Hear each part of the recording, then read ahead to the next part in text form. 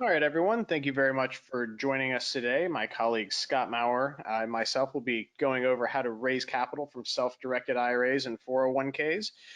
My name is, again, Alex Kearney. I've been with Advanta since about 2012. If you have any direct questions for me, you can always reach out to me after this presentation. I'm also a certified IRA services professional. I have a lot of experience in doing not only new investments for clients, but also structuring retirement plans and small business plans and the like. So if you do have any questions, even if they're on the more technical side, you can always reach out to myself, or Scott is also very qualified to answer those as well. Let Scott give his introduction and we'll take it away. All right, thanks, Alex. Yeah, thank you everybody for joining the webinar today. Going to be an interesting topic today. I think people who are watching live, or if you're listening to the recording, you can take it two ways. Obviously, this could be for your own IRA if you're looking for different investment options and different, we're going to go through a couple case studies, things that you could do with those funds. But especially if you are a real estate investor or just someone who's looking to raise private capital, we're going to talk about how self-directed IRAs really can be beneficial to that, and a couple of ways that Advanta can help. We have to toe the line sometimes on what we can or can't do and not endorsing investments, but we can certainly help you share information about self-directed IRAs with your potential investors, with your database to help you raise capital. And so during the webinar today, if you are listening to us live, if you have a question, just put that in the question box on the screen, and either Alex or myself will make sure to get to that question. If you are listening to the recorded version, as Alex mentioned, our contact information is right here on this slide. Call, email either one of us, and we'll be happy to get your questions answered. Just a little bit about Advanced IRA. We've been around for almost 20 years in the industry. The only thing we do is administer self-directed retirement accounts. We don't sell any products. We do not do any other service other than the administration and custodial work for retirement accounts that are invested into alternative assets, which we'll go into more detail, obviously, today.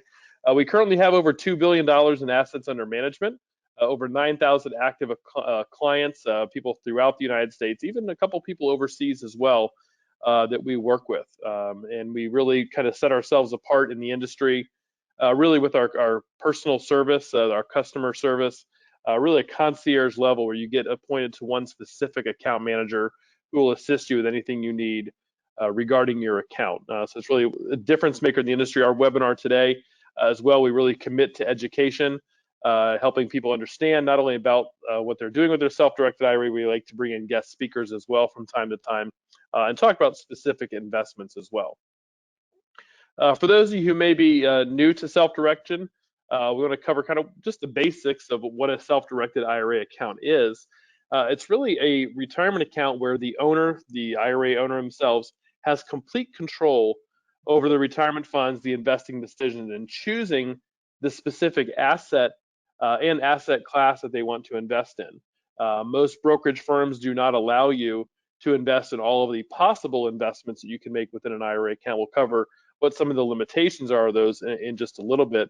But a really truly self-directed IRA allows you to get outside of the stock market, avoiding the ups and downs that we see from time to time, the market uncertainty that is prevalent in that type of market, finding assets that you know that you can control and use your IRA account to do it. So instead of having your IRA subject to the whims of the stock market, you can put that money to use in particular investments. And in the context of raising capital, if you were somebody who's looking to raise capital, there are a lot of individuals who have money in their IRAs, they have money in those old 401ks, that they are looking for an alternative. And so that's why it's important to know when you're raising capital, for a multifamily project, for a private stock raise, things we're going to talk about today, knowing that this is an option for your investors to use their retirement funds to actually take advantage of your investment opportunity.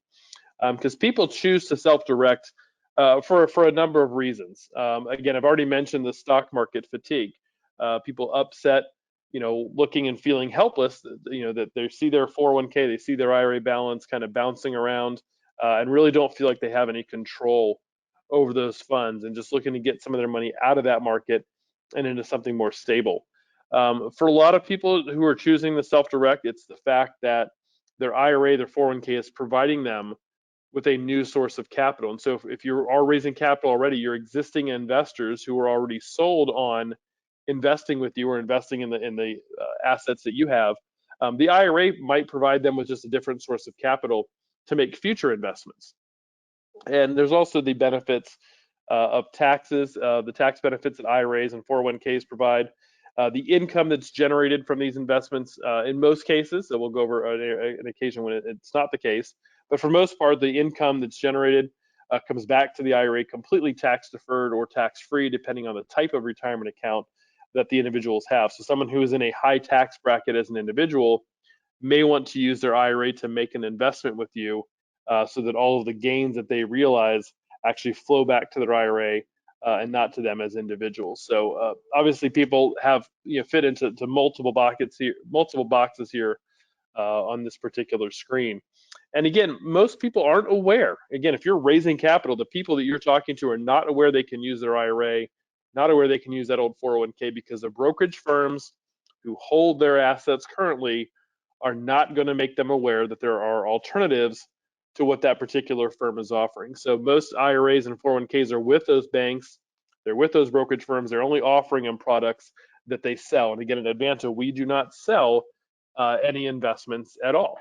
And again, so because they have an interest in keeping their clients' funds there, I make the analogy with a fast food restaurant. If you went to lunch at McDonald's, and as you get ready to order from their products and their menu items that they have, are they going to let you know that there's a pizza shop next door? That if you don't like what you see on their menu or you want something different, hey, there's a couple of places down the road that you could go. No, they don't, right? They want to keep this. Hey, pick from what we have here and eat lunch here and keep your money here. It's similar with the brokerage firms that are out there. They're going to say this is the menu of what you can invest in through us on our platform.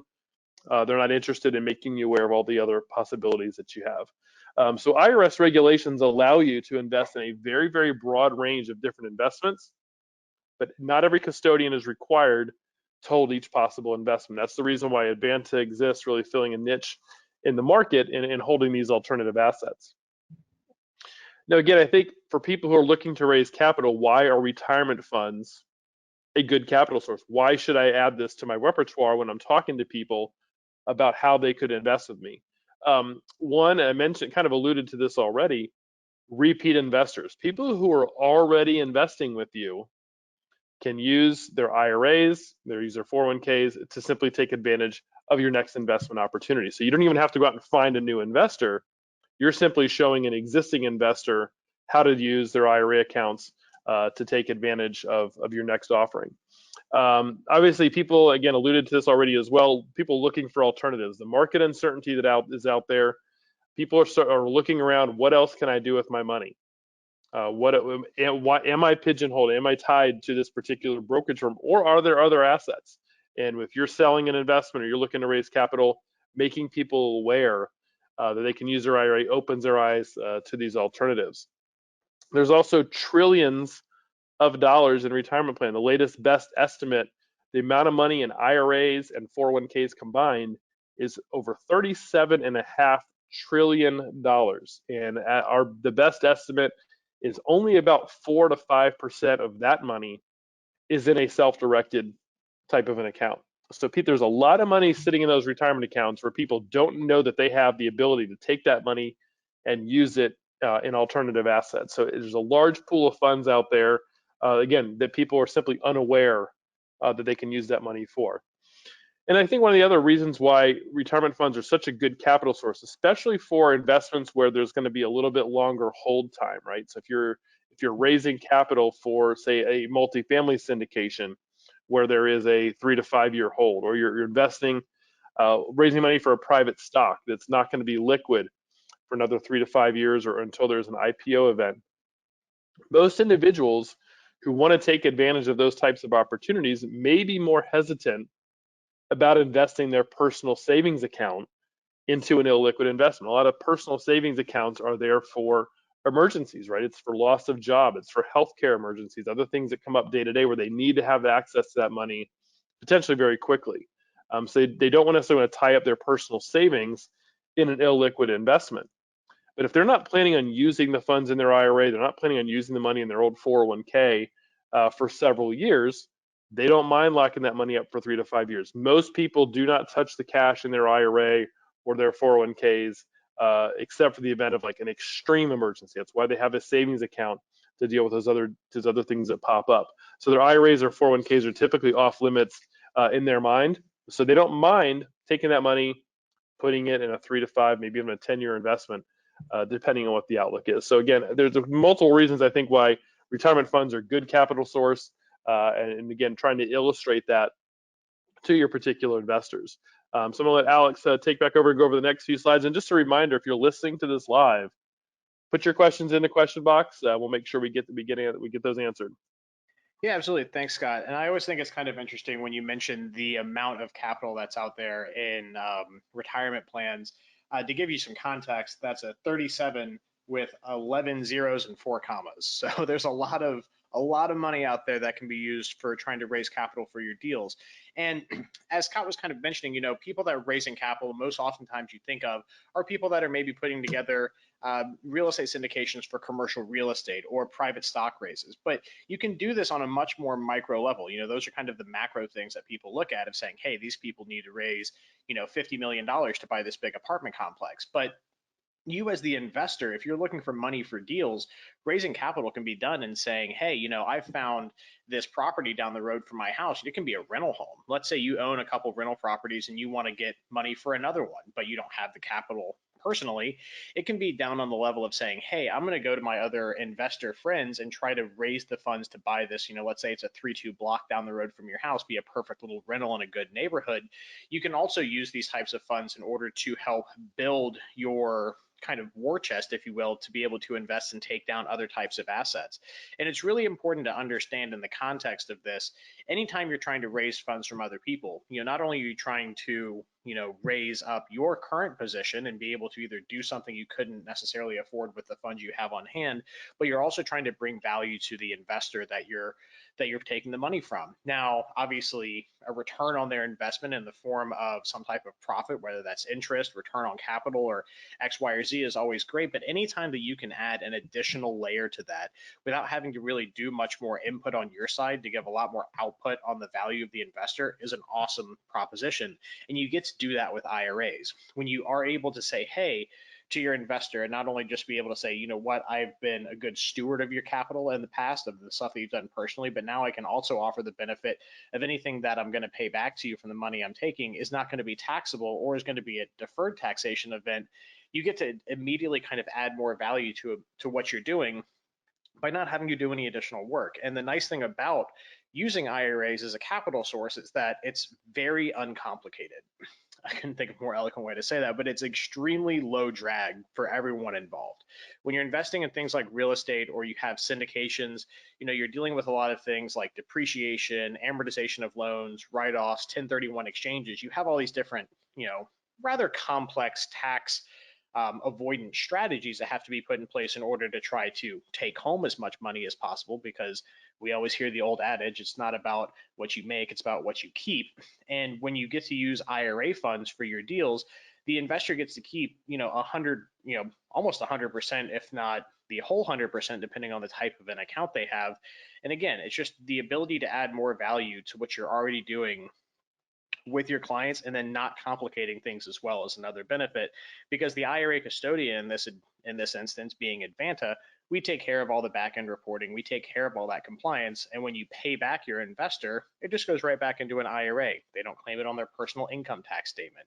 And it doesn't necessarily matter what you're doing in any of these scenarios, whether you're someone that, again, on kind of the micro level, trying to buy some rental homes in your property, or if you're a real estate syndicator, you want to buy fix ups, you want to invest in a couple condos, or really anything, you can take in money from qualified plans, be it IRAs, 401ks, to help, again, raise your current position in what you're investing in, and also add a great benefit to your investors as well.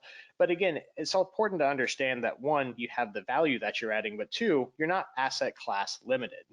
When you're looking at investing in stocks, bonds, and mutual funds, it's a very kind of constrained market segment that you're investing in, and obviously you can't take in capital from that. And now you've immediately expanded the asset classes and also the ability to extract capital for what you're doing as well.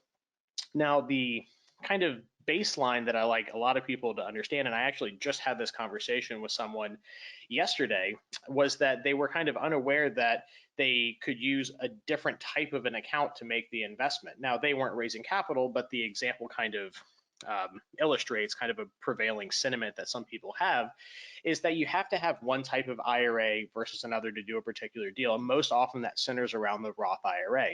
Now, Roth IRAs are fantastic. Anytime that you can have some type of vehicle where you get to pay the government exactly zero tax is pretty awesome. I think most people can agree with that. Paying zero tax is better than paying any tax at all. But it kind of gets misconstrued when people are doing research, because so many people promote the Roth IRA so heavily, is that they're kind of under the impression that, hey, I have to use a Roth IRA for this particular investment. Now, if you're already in a position to use a Roth IRA, great, but it's definitely a minority of people that have Roth IRAs, or at least Roth IRAs with substantial enough balances to really be effective for maybe what they're trying to do.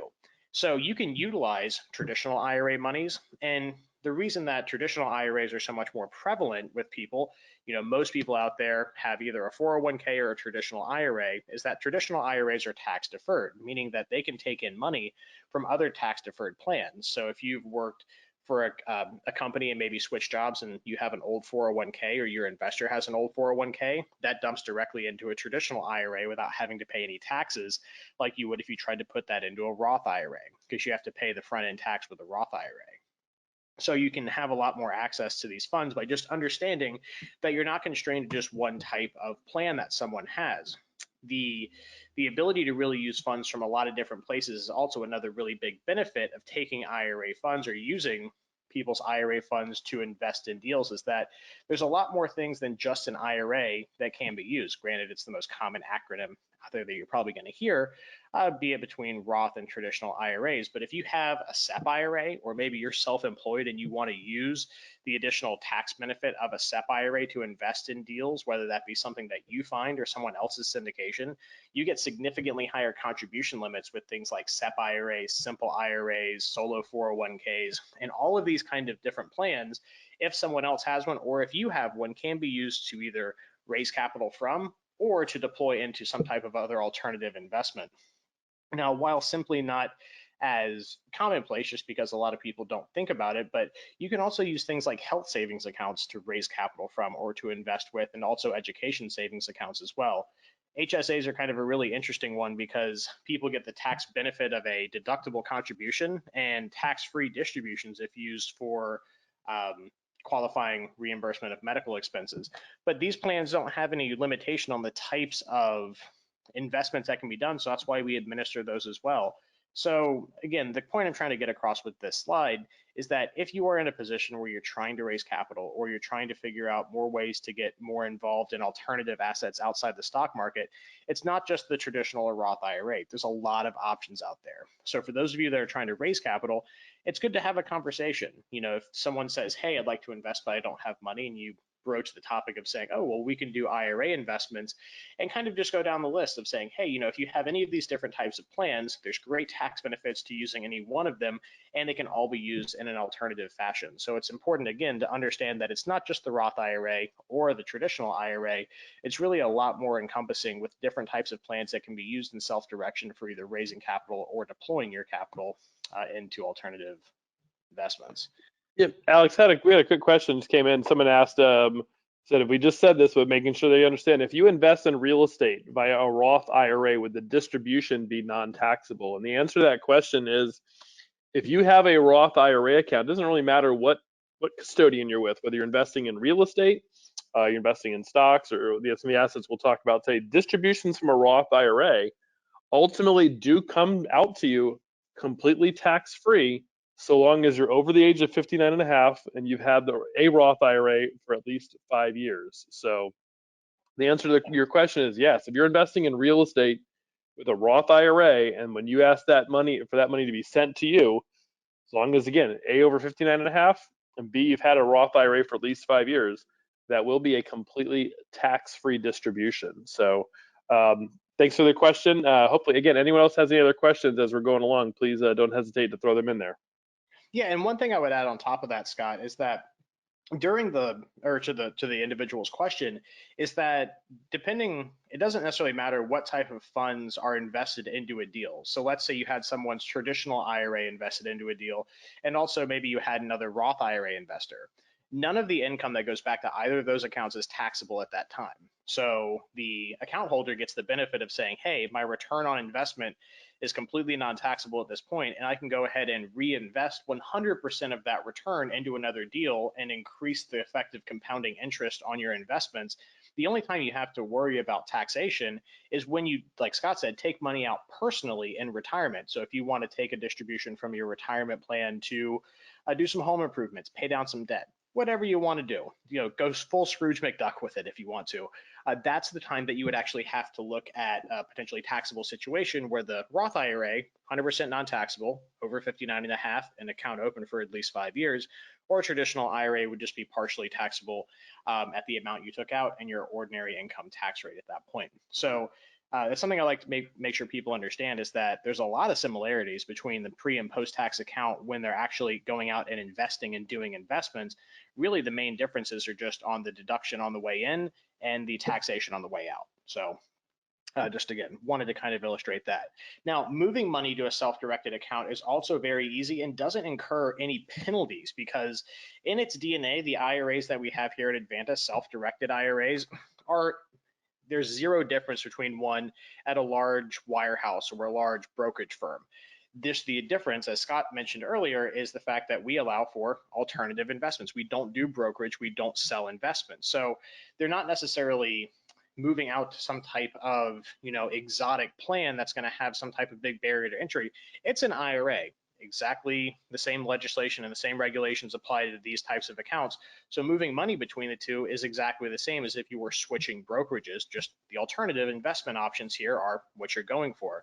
So moving from a 401k or moving from another IRA to an IRA or a plan here, it's non-taxable. There's no 10% penalty. Everything is done correctly according to the IRS guidelines, and we help you with that. And that's part of the benefit of having our concierge level service, is that you have someone to walk you through all that or walk your investors through that. So important to understand that you're not necessarily having to pay taxes or penalties in order to be able to get the benefit of utilizing IRA funds for either yourself or your clients that are going to be investing with you. So it's important to understand, again, there are some constraints to what we do here, and the options are not unlimited, but the rules are pretty easy to understand. There's not a whole lot of them, and the IRS does not necessarily legislate on a micro level. They intentionally leave these things vague, so that way they're not hemmed up in court, from now to eternity. They give people a lot of leeway and allow the custodians to do kind of the more micro level adjustments on this. But the things to understand are pretty basic. You can't invest in a few things. So if you are selling insurance, if you're selling life insurance, you can't sell a policy to an IRA directly. You also cannot buy or sell anything that is collectible to or from an IRA. So easy, again, to understand what the exact prohibited investment types are. But again, things like limited partnerships, LLCs, private stock, real estate, basically anything else is kind of fair game. You can invest in some coins. If you're interested in doing precious metal investing, that is allowed, but not something we'll really get too far into there. But more specific to probably the interest of people raising capital are the disqualified person rules. So the IRA owner is prohibited from dealing with a certain set of people. I see someone raise their hand. Type in the question, and we'll get it answered if you have one specific. So there's certain people that the IRA owner cannot directly deal with. You cannot directly buy or sell anything from someone that is directly up and down from you in your family tree. So mother, father, son, daughter, spouse. I see another hand raised. Just type in the question to the chat box. So those are the people that you cannot directly deal with. You also can't self-deal. So if you personally own a property, or let's say you personally have LLC interest in something, you can't sell or convey that to your IRA directly, or from one of those IRAs as well. So your father can't sell something to your spouse from their IRA, or vice versa, or skip generations. And if you have something held within, let's say, an entity like a trust or an LLC, it doesn't obfuscate that rule. You still have to abide by it as if you personally owned it. Now, that doesn't mean that you can't invest with these disqualified people. It just means that there's certain ways that the transactions face that you can't do. So kind of an easy analogy to use is that if you're on opposite sides of the closing table from a disqualified person with your IRA, meaning directly transacting back and forth, that would be prohibited. But you could always do things like partnering together. And there's also some other, again, some fine-tuned rules with regard to investing. And let's say you're syndicating a deal as a general partner and it's complying with the SEC unregistered securities laws as an open solicitation, maybe a Reg D or Reg A filing. There are abilities for IRA investors from disqualified people to potentially invest in those. Even if you are, let's say, a deal sponsor, I would always check with your SEC attorney if you were, let's say, you're here and you're actually syndicating a deal or you're listening to the recording of just making sure that's being done compliantly. But to not get too far into the weeds of that, partnerships can be done with disqualified individuals, including yourself personally. But it's important just to understand that if you're ever going to be dealing in the realm of kind of your nuclear family, reach out and give us a call. It's just ask the question. It's always way easier to try to do something correct the first shot from the very beginning instead of trying to unwind something that was done incorrectly. So just important to understand whom you cannot directly deal with.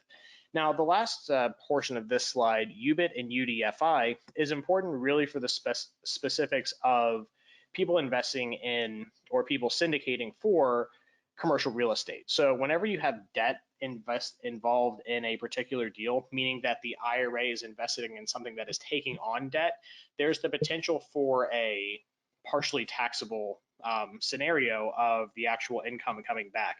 Now, this is mainly a concern for people putting together limited partnerships or people investing into an active trader business. So if you're invested into, let's say, a private stock offering that's being taxed as a C Corp and not a partnership, it doesn't apply there. If there's debt or if there's other things going on, C Corps block this type of tax from coming through. But again, the main concern that a lot of people have with this particular taxation, or what's called unrelated debt finance income tax, which is a subset of unrelated business income tax, two great Final Jeopardy questions right there. But it's important to understand that there are some ways that potentially a taxation can apply to these tax shelters. Now, 401k plans are exempted from this on acquisition debt for new real estate. Now, kind of a lot of fancy things I just threw at you right there, but on kind of a example would be that if your IRA is invested into a limited partnership for let's say a real estate syndication, and again, there's probably going to be debt involved with that, the income coming back to the IRA in the limited partnership, again, taxes of pass-through partnership, would be partially taxable. And I'll break down how exactly that works. It's not like all of your gains are getting eaten up. You get to take advantage of a lot of cool stuff when you have to file a tax return for a retirement plan. But a much simpler way is that for the investor to use a solo 401k, which are pretty easy to qualify for, but there is a qualification process for it, but they're exempted from that tax. So going into that, it's important to understand, mainly for the people that are going to have debt involved in a pass-through entity, that there are some additional concerns with that. Now, investment structures, we're not going to necessarily sit down and guide you through what specifically you can do because there's so many different options. It's really just important to take away from this that really no matter kind of how you're structuring a deal, IRA or qualified money can be used. It's not necessarily just going to be saying, hey, it has to be private stock or a limited partnership. If you're putting together something and you have a specific reason you're doing it, you don't have to kind of reinvent the wheel in order to take on IRA investors. Granted, there is some specific documentation and ways you have to go about actually bringing the IRA investor in, but for 99% of the cases, you don't really have to do much else other than just working with Advanta to make sure that everything is properly titled and the custody of the asset is properly held. So multifamily syndications, private hedge funds, rehab projects, stock offerings, different business ventures even. You can sell LLC, you can buy LLC membership of different businesses or do things like debenture debt or convertible notes. There's really kind of, we have done whole presentations, hour-long presentations on just kind of the different alternatives that are available to people out there. And again, the 8 that we put up here are just a very small slice of what is indicative of your options out there. So if you do have something that you're trying to put together, whether you're trying to raise capital or whether you're trying to deploy your capital, it really is not going to matter so much how the deal is structured. I just had a client come to me, I believe it was on Tuesday. It was kind of interesting. It's one I hadn't seen, where it was a essentially a Amazon consulting firm that was taking on investors and doing a revenue split with them for them managing Amazon storefronts for other businesses. So they were taking on the money from the IRA, and then they're paying out a percentage of the revenues that they make from managing these different storefronts. So again, that was kind of a cool one that I saw the other day. Definitely outside the scope of what a lot of people are doing, but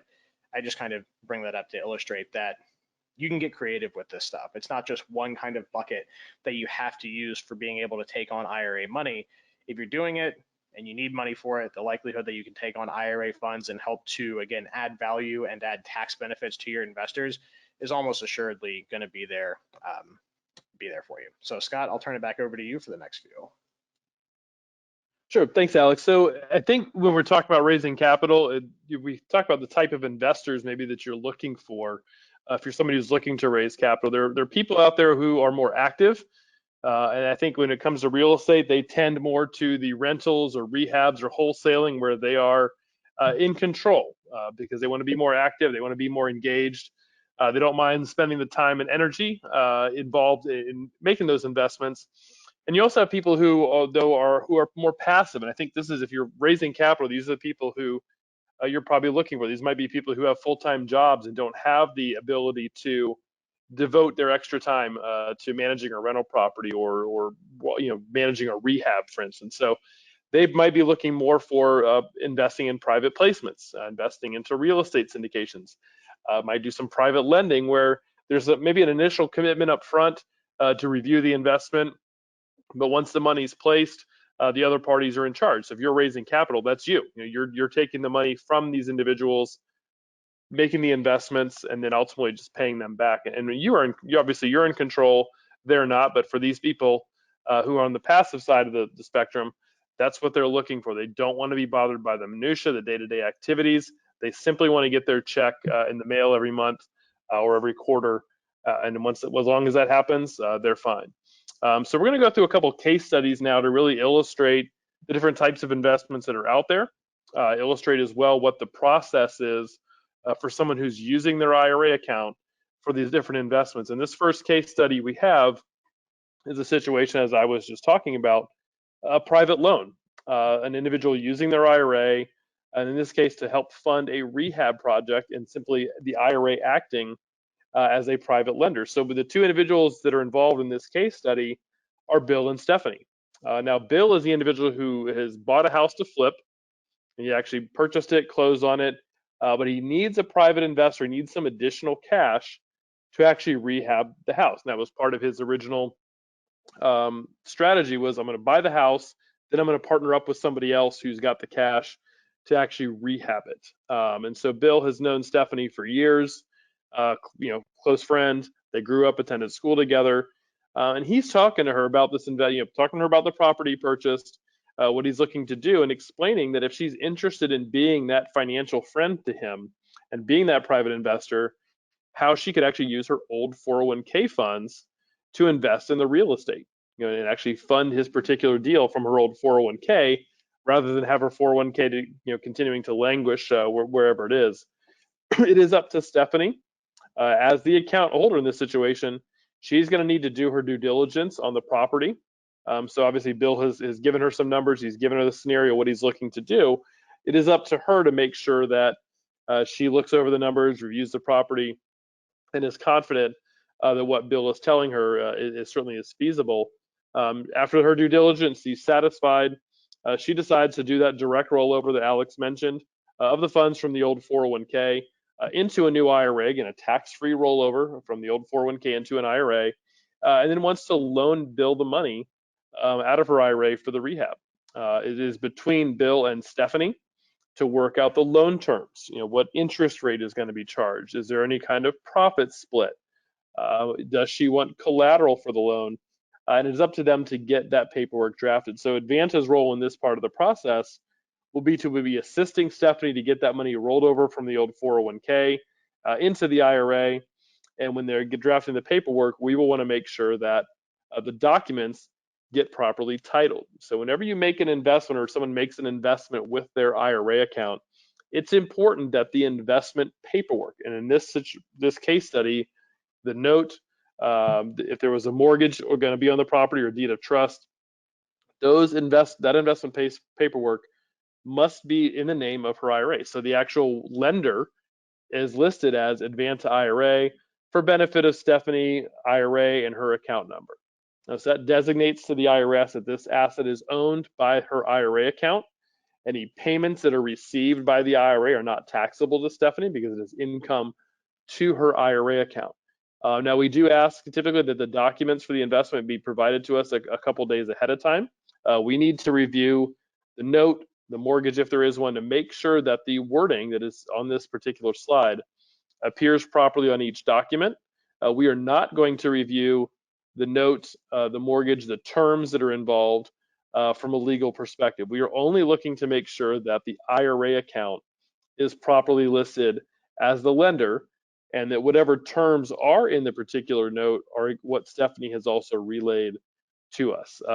You can have anyone draft the documents. It doesn't have to be an attorney, but we cannot provide examples. We cannot draft the documents. Our role, again, is going to facilitate Stephanie rolling her money over from her old 401k into a new IRA with Advanta, and we're going to review the paperwork for the investment as well, make sure it's properly titled, and also make sure then that Stephanie reviews and approves all of the investment paperwork as well before we release the money out of her account to Bill in this particular example.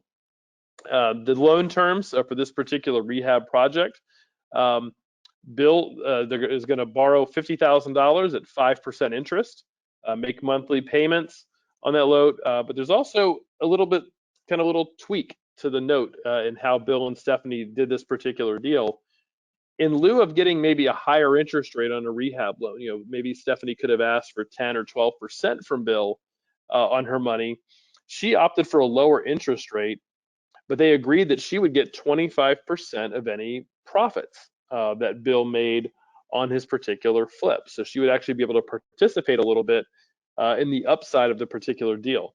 And they did secure this particular loan with a mortgage on the property, so that so that if Bill wasn't able to complete the project or skip town, her IRA would have a collateralized interest in the property and have some security.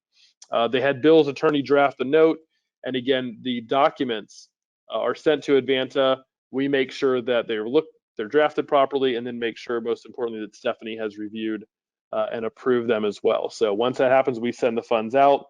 Bill takes the cash, rehabs the property, gets it sold, and he's going to net about $40,000 in profit on this particular deal when he sells the property. So Stephanie would be involved in letting us and the title company on the selling end know exactly what amount needs to come back to her IRA to satisfy the note and the mortgage. And again, the earnings are coming back to her IRA tax deferred. So in 6 months' time, Stephanie lent $50,000. She got 6 months of mortgage payments back into her IRA account, and then she got that 25% of the profits as well. So she had $11,000 or so in earnings just from this one particular deal over a 6-month period of time. Again, finding an investment that she was comfortable in, obviously knowing Bill and knowing what he does made her feel more comfortable at using her IRA to make the investment. And of course, Bill, from his perspective, he was the one looking for capital. Had he not known about using IRA accounts, maybe it would have taken him longer to find someone to provide that rehab loan. But obviously, knowing about the ability to use the IRAs, use the 401ks, allowed him to then work with Stephanie, who had the money to do it. So ultimately, he nets at the end of the day, $28,000 or so or more from this particular flip. So it looks like before we move on to the next case study, Alex, where we had a question come in. So the note mortgage documents are simple. How extensive is the paperwork to document the 25% equity portion? Did they set up a new LLC, or was the equity part of a separate financing agreement? In a lot of cases we've seen with this particular question, we have had individuals on the note document itself. When it says, hey, what are the terms of this particular note? The money is being lent at 5% interest, and in addition to that, they would agree to, as part of the payoff, that there would be 25% of the profits on the sale of 123 Main Street. So there was no additional LLC to set up to have her be a part owner. Certainly they could if they wanted to have a separate financing agreement, or maybe the loan document is just a much longer document to properly and to how the payoff will be calculated, how the 25% of profits will be figured, et cetera. Certainly they could get more involved. That would be more up to Bill and Stephanie to document that in the particular, either the loan and the note itself or a separate financing agreement. But really for what they're doing here, there's not an LLC, a separate LLC that would be needed. That would be possibly another way to structure it. But so that's the answer to that question. At this point, I'll let Alex go on with our next case study. Yeah, thanks, Scott. Yeah, and I think you really hit it on the head there, is that there's a lot of options with this stuff. Yeah, kind of to what I was really hammering on is that, it's however makes the most sense for your deal. And, so long as that you've, worked it out with the investor, whether you're the one investing or taking on the capital, and, worked it out to an amicable solution for everyone that's not violating any, applicable laws, then go for it. It's really kind of up to you what's going to work best and, kind of make the most sense for the particular deal. Now, we're going to be covering here on investing in multifamily syndications. And the content here, either from the investor side or someone looking to raise capital, will be equally applicable. And we'll also get into some of the specifics on that debt financing tax that I mentioned as well. So for this case study, what we're looking at, we'll advance the slide, we have Jane and John's deal. So Jane just went under contract to purchase and remodel an apartment complex, and she needs about $1 million in private funds to go to the closing. So essentially, she's going to put together a syndication, meaning that she is going to take on investors at a certain, unitized price. Typically, these types of syndications where someone is putting together a limited partnership will raise capital in chunks of either 50 or 100,000 and go on from there until they reach their funding of what they need in order to put the down payment on loan and acquire the piece of commercial real estate. So she's looking for investors, and John has over about $100,000 in a Roth IRA with Vanguard. So again, John has money with a more traditional brokerage. Even though this is a type of security, if he were to go to Vanguard and ask if he could do this directly on the Roth IRA there, they would probably either tell him that he would be paying taxes and penalties because he can't do that in an IRA at all,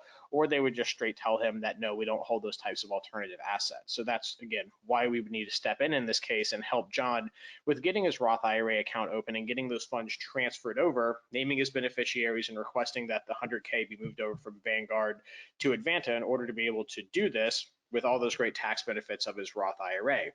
And then, of course, during that process, we covered this earlier, we would submit the transfer request to Vanguard and everything would be moved over without any taxes or penalties. So while some investors might initially on the get-go ask their current custodian to do something, especially like this, where, it is a type of security, you're buying limited partnership interest, and they might go to their initial custodian and be told a whole slew of incorrect information. It's important to understand, if you're trying to raise capital like Jane's doing in this instance, is to know that these options are out there, and also be able to explain to someone, if you're talking to them and saying, hey, I can take on IRA investors, that you know how to properly approach someone that may have been told no by another custodian, that it's not necessarily something that is exotic or fringe. It's just that they need someone that knows how to correctly do this kind of stuff. Now, the investment process for doing a limited partnership is pretty straightforward from the investor side of things. Now, if you are in the case of Jane putting together the syndication, yeah, there's a lot of back end stuff that has to be done with regard to SEC compliance for Reg D or Reg A under the Jobs Act, for doing a open solicitation for investors, which is typically how these things are regulated under securities laws. Yeah, there's a lot of stuff you have to do on the back end of that to make sure you're doing everything correctly. But as far as the IRA investing, it's pretty straightforward, or really for any qualifying investor, it's pretty straightforward from the side of the investor. So once the account is open here, John would have his account manager work on the subscription documents, making sure that the IRA is properly titled. So Advanta IRA, for benefit of John Smith, IRA number is the name of the subscriber. The tax ID number is what, for Advanta, is what goes on those documents for the investor. It's not the client's personal social security number. It's not anything else, but everything is reported back to the IRA. So again, if the partnership is issuing K1s to all the investors, it's in the name of the IRA directly. It's using the IRA's tax ID number. So nothing's going to be hitting John's personal income tax statement, which again is that big benefit of simplicity for the investor, when they're using their IRA funds, they don't have to worry about anything, inherently complex. Granted, there are some cases in this specific type of investment where another account type might help to further simplify things, but the ultimate investment procedure is very straightforward. So what do the numbers look like for this? So if Jane sends $2,000 as quarterly dividends to John's IRA, it's about $8,000 a year.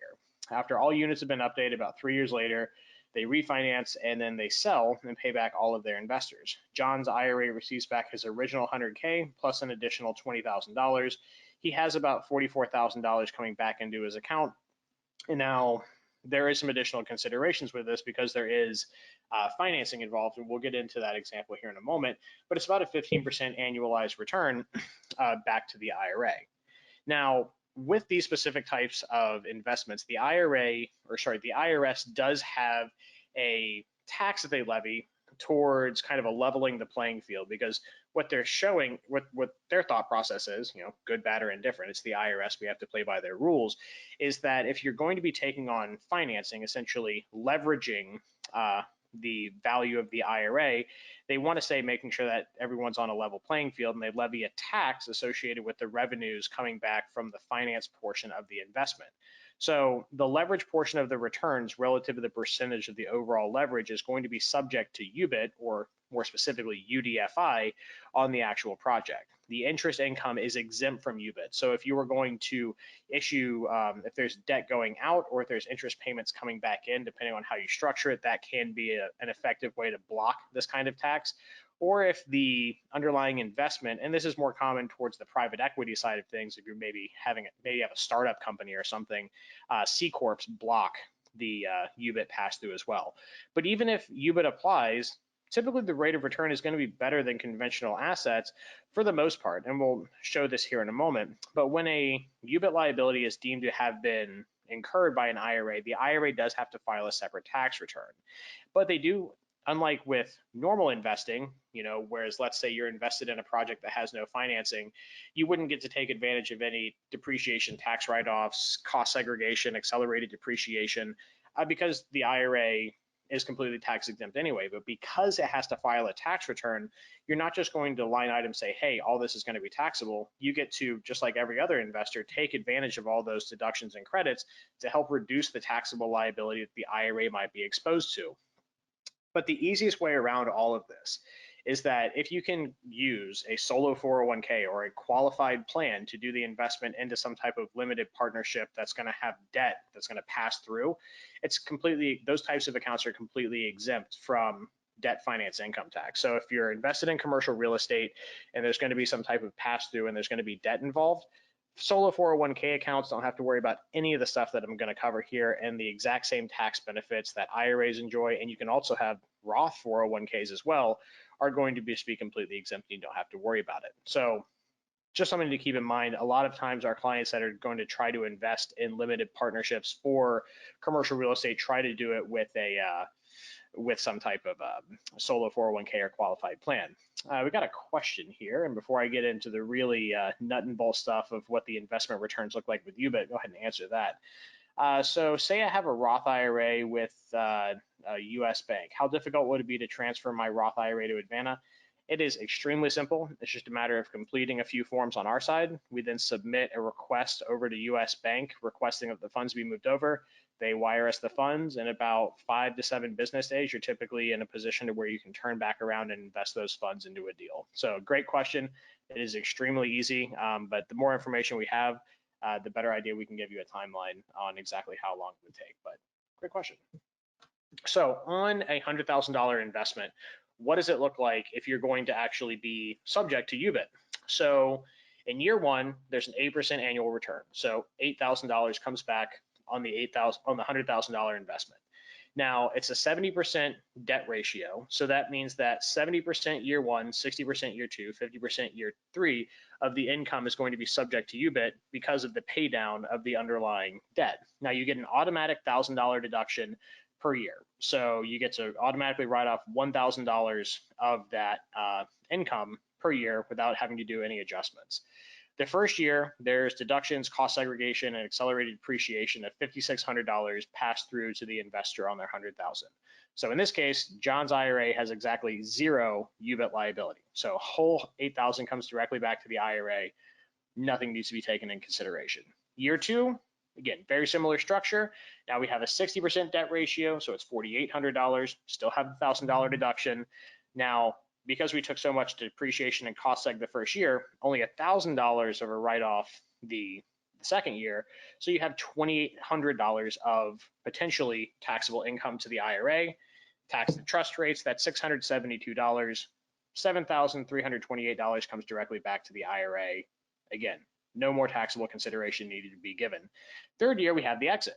So we have $8,000 coming back, which is the annual return that they're getting on the 100, and an additional $20,000 coming back to the IRA for its portion of the sale proceeds.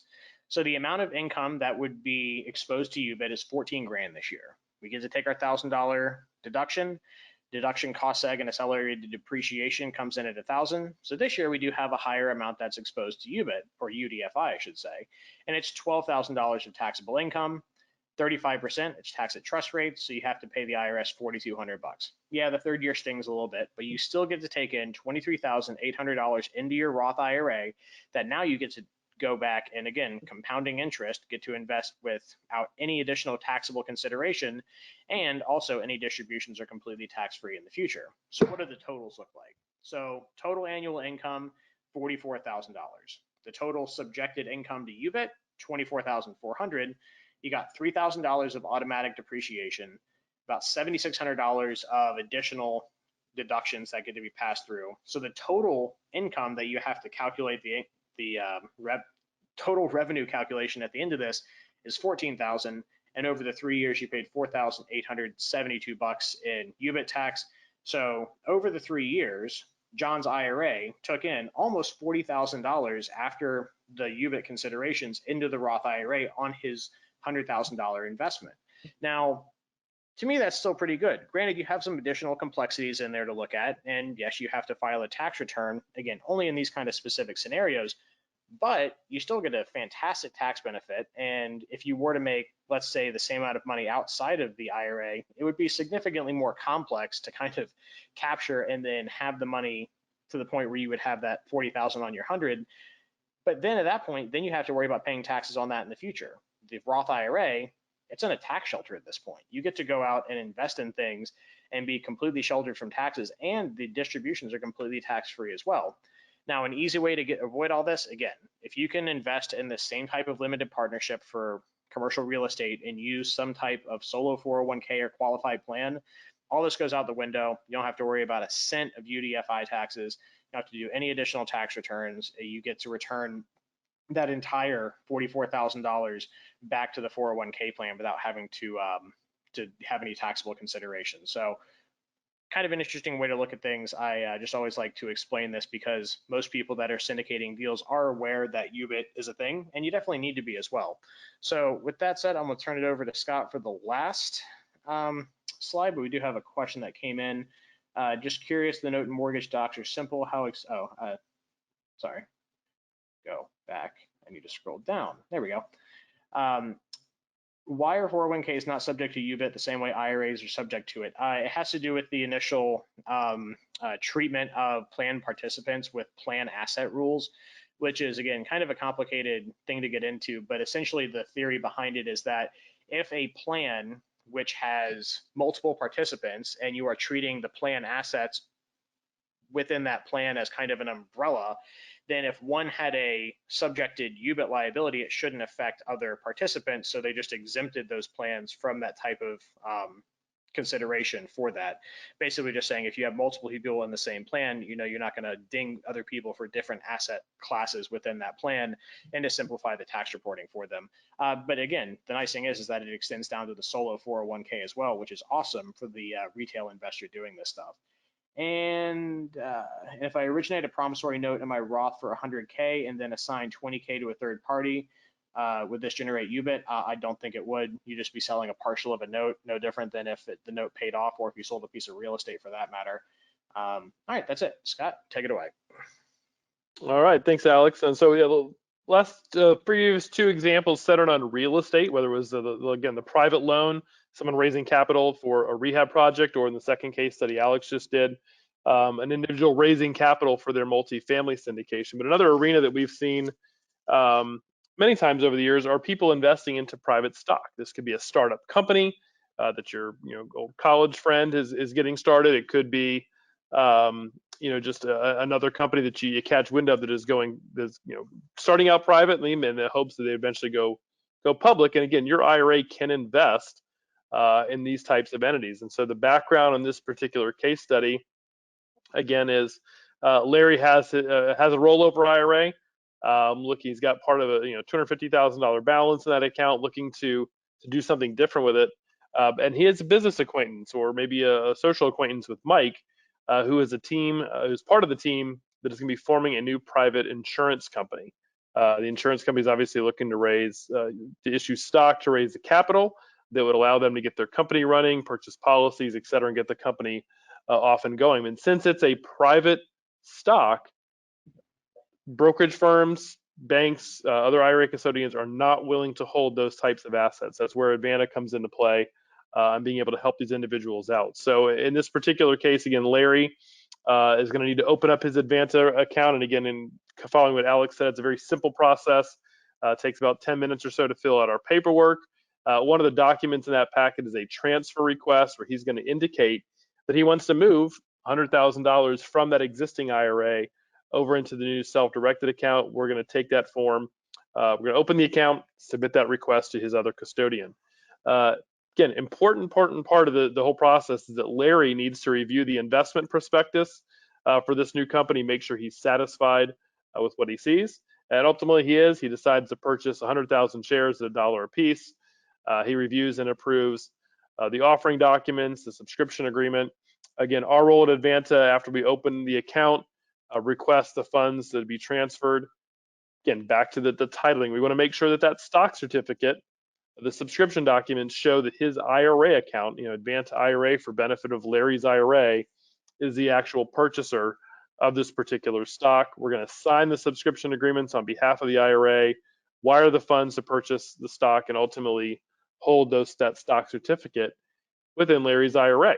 And so with this particular investment, a lot of times with the private stock, the strategy is to simply hold this stock indefinitely as the company, this new startup company, this new private company, gets some things under its feet, gets moving. Over a couple of years, the company becomes profitable. They decide to go public a couple of years later, and the shares are going to be trading, starting out at $2 a share. Larry's going to work with his Advanta account member, maybe to move those shares to a brokerage account, where he can sell them on the open market. Something we did with a number of people over the years, who, when the stock does go public, they're able to transition the stock out of the account with us back into a brokerage IRA that allows them to then sell that stock on the open market. And after the IPO, he's able to sell his shares for $225 a piece, netting him quite a nice return back to his IRA account. Again, that's something we've seen done a few times over the years with these privately held companies, where you're able to get in early as an initial investor at a much lower amount, a much lower dollar threshold than ultimately what that stock might get sold for in the future. And again, Larry, maybe he was a high earner, he's in a high tax bracket. He wanted to make this investment within his IRA so that when he doubled his money, that he didn't lose a lot of that money to taxes right off the bat on his personal income statement. So if he'd made that investment personally, he'd be looking at a capital gains, or potentially long-term or short-term capital gains if it was a quicker turnaround, and lose a lot of that money. Instead, he can preserve the full $225 back to his IRA, continue to defer those taxes going forward. So it's important, again, the presentation today was kind of twofold. It's one, how you could use your IRA to make these types of investments if it's your individual account, but more so it's also about individuals who are looking to raise capital. They might be the rehabber, they might be the syndicator, they could be the person involved in the startup company looking for different investors. And again, Advanta IRA, we are not permitted to sell a product, to sell an investment. We cannot endorse and give our stamp of approval to any particular investment. But what we can do to try to help is educate your prospective investors about how they can make that investment using their IRA and their 401k. We do that in a couple different ways. We offer we can create a private landing page or a marketing flyer that includes your logo, your contact information that you can then use in email blasts, putting the link on your website, maybe even just passing things out one-on-one. We can even create a couple different versions for different projects or investments. On the next slide, I'll show you an example of what that looks like. We can also do online webinars that contains some of the information that we talked about today, where you host a webinar, you bring us in, we'll talk about how the investment process would work if someone wants to use their IRA, wants to use their old 401k to make that investment with you. So we talk about the IRA side, what the process looks like, assure your clients and your investors that everything will happen in a tax-free universe. Ultimately, you talk about your investment and sell them on that process. And we also have an online networking event. We call it Pitch, Promote, and Prosper. We hold this event every other Friday. I think our next one is coming up a week from tomorrow for those of you who are listening live. It's free to attend. We do allow people to come on those events. You can pitch your particular deal. If you're looking to rehab a house and say, hey, I need 50 or 60 grand to get it rehab, and here's what I'm looking to pay. If you're a syndicator, whether you're a private startup company, come on that event. It's free to attend. You get a chance, usually get a minute or two or maybe more to pitch what your deal is to the people that are on those events. So we don't endorse, again, any investments per se, but we try to provide that online networking forum for people to get that information out.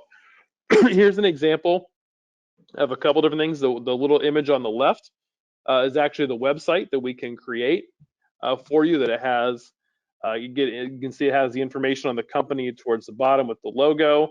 There's a spot for someone to engage and schedule a consultation. We let you know that, hey, this person is able to, this person has reached out to us on your landing page. Give that information to you as well so you can follow up. So we can create those private landing pages. So the image on the right is actually an example of one of our PDF flyers. We, again, customize this. If you have a specific color palette that you use with your logo, you can see with this example, we copied that color from the company's actual logo, so that it all meshed and worked just very, very nicely with that. And again, here's some information on our Pitch, Promote, and Prosper event as well. Again, every other Friday, usually noon to 1:30 Eastern time. Something you want to sell. If you're looking to buy, hey, I have cash, I'm looking for investments. You can put your information out there as well. Sometimes we'll include an educational component to the class as well. Talk with IRA related, sometimes not IRA related, just investment tips, investment options. So make sure you attend those events. Again, free to attend every other Friday. Just check our website for the next one that's coming up. At this time, if anyone has any additional questions, please throw those in the question box, and Alex or myself can get those answered. Again, if you're someone who's watching the recorded version, you saw something in there that you had a question on, reach out to Alex or myself. Here's our contact information again. So if you're looking to raise capital, that landing page, the marketing flyer that I showed a few minutes ago, if you want one of those, just reach out to either Alex or myself. We can do it. We create those free of charge. We can get those out to you usually within a couple days once we let our marketing department know what we need. So, Alex, I don't see any other questions coming in, but do you have anything else you wanted to add on the last portion?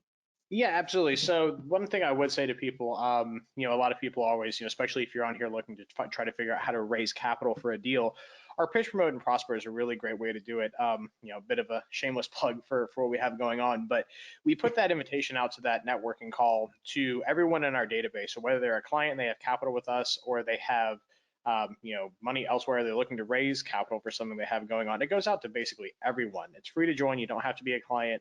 And it is a really interesting way to try to meet people from different parts of the country and world. So it's not just where we're located in Florida and Georgia.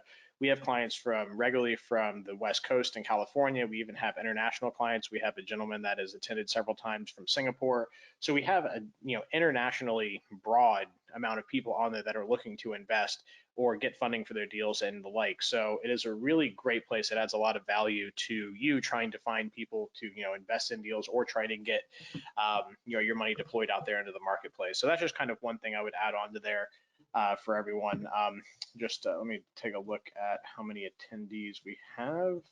Okay, we got about 20 people on here. If there are any questions, we'll be on here for another minute.